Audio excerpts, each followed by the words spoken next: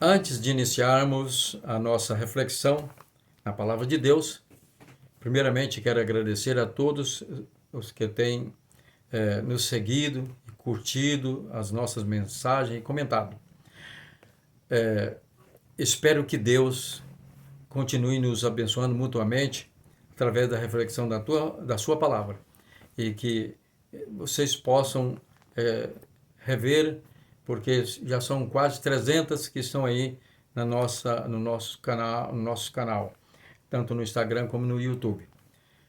A reflexão que nós vamos destaquei hoje, o texto para a reflexão, tem a ver com aquele projeto que iniciamos há uns 3 anos atrás, em que estamos fazendo uma leitura analítica comparativa da Nova Almeida Atualizada, NAA, e da Nova Tradução na Linguagem de hoje, com os originais grego e hebraico, onde estamos apontando textos que são traduzidos de forma incoerente com as escrituras, como existe em outros vídeos. E o texto que nós destacamos hoje está em Atos, no capítulo 13, versículo 48. Esse texto tem a ver no contexto da primeira viagem missionária de Paulo. Ele foi enviado com Barnabé para evangelizar, então, os povos, as nações gentias, né? E ele, então, saindo da igreja de Antioquia, que os enviaram, né?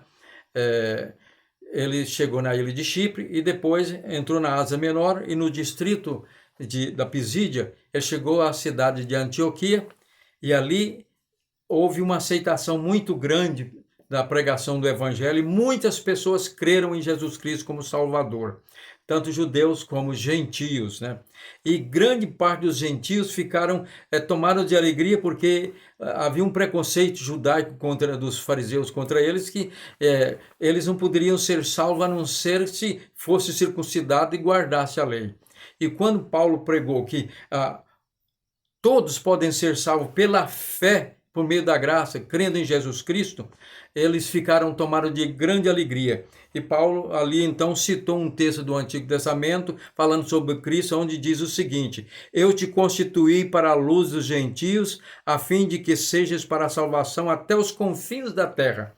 Então, quando ouviram isso, os gentios se alegraram, que eles também tinham, vamos dizer, o direito de serem salvos por Jesus Cristo. E aí, o texto que eu vou ler primeiramente, versículo 48 de Atos 13, onde diz o seguinte: os gentios, ouvindo isto, se alegravam e glorificavam a palavra do Senhor, e creram todos os que haviam sido destinados para a vida eterna. Eu quero destacar aqui essa expressão, que não é o que Lucas escreveu no original, mas é questão de tradução, incoerência de tradução. E creram todos que haviam sido destinados para a vida eterna. Aqui está falando de predestinação. E os grandes comentaristas mesmo ficam reticentes e às vezes dizem que sim, é difícil de entender, mas a Bíblia não ensina isso. E o pior está na Nova Tradução na Linguagem de hoje, onde está escrito, traduzido da seguinte maneira: quando os não-judeus, que os gentios, ouviram isso, ficaram muito alegres e começaram a dizer que a palavra do Senhor era boa. E creram todos os que tinham sido escolhidos para ter a vida eterna. Olha aí, haviam sido escolhidos para ter a vida eterna. Mas esse termo aí de destinado é a tradução do termo grego que quer dizer tetagmenoi, né? Tetagmenoi, que é o particípio passado do verbo infinitivo tassou, né? Quer dizer, vou dar um exemplo. O infinitivo do amor, do verbo amar, é amar, né? Esse é infinitivo, amar, salvar, crer. Agora, o particípio de amar é amado. Então, o infinitivo do verbo aqui, grego, é tassou, né? E o particípio dele é o tetagmenoi. Então, e o que quer dizer tassou? Tassou quer dizer que foi assinalado, destinado, ensinado, em outras palavras, né, para disponibilizados para uma função. Isso está de acordo com o dicionário grego, né, do Novo Testamento em espanhol. Pode conferir lá, inclusive. Muito bem. E o que esse texto quer dizer, então? Ele prova a predestinação? Claro que não. Nós podemos ver aí que é um texto que está relacionado com o Evangelho de João. Lá no Evangelho de João, no capítulo 6, olha o que disse Jesus. Ali, Jesus estava pregando e os judeus incrédulos estavam atacando ele, rejeitando e blasfemando até contra ele. Aí Jesus responde o seguinte: porém, eu já disse que vocês não creem, embora estejam me vendo. Olha aqui, vocês não creem mesmo estando me vendo, embora estejam me vendo. Todo aquele que o Pai me dá, esse virá a mim.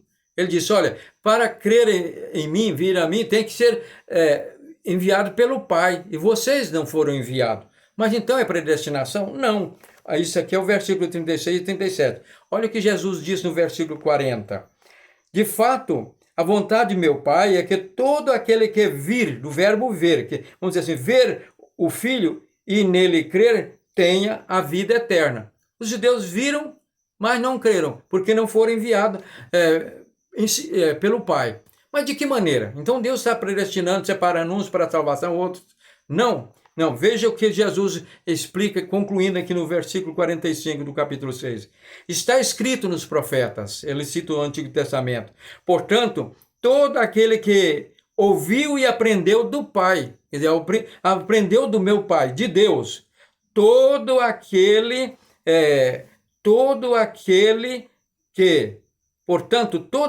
que ouviu e aprendeu do Pai, esse vem a mim. Então, quando diz lá em Atos capítulo 13, que eles sentiram grande alegria e creram todos que foram destinados, né? Quer dizer, disponibilizados, encaminhados para a vida eterna. Não significa que eram predestinados, que a pessoa crê em Cristo pela iluminação do Espírito Santo ao ouvir a pregação do Evangelho. Porque Paulo diz que a fé vem pelo ouvir e ouvir pela pregação do Evangelho. E o Espírito Santo é que ilumina a mente das pessoas. Deus é onisciente e conhece a mente de todos aqueles que realmente têm sede de salvação. E essas pessoas, então, o Espírito Santo, o Pai ensina elas, envia o Espírito Santo, ensina, e depois de ensinadas, elas são enviadas para conhecer Jesus Cristo. E ao conhecer, através da mensagem do Evangelho, elas creem e têm a vida eterna. E então, têm a vida eterna porque foram ensinadas pelo Pai, iluminadas pelo Espírito Santo, e conheceram Jesus Cristo, entenderam que Ele é o Salvador, creram nele e foram salvos. E não que eles creram porque foram predestinados. Essa, pois, é a mensagem, porque Deus não tem prazer nem na morte do ímpio. E João 3,16 diz que Deus amou o mundo de tal maneira que deu o seu Filho unigênito, para que todo aquele, não os predestinados, todo aquele que nele crer, não pereça, mas tenha a vida eterna. Isso não vá para o inferno, mas tenha a vida eterna.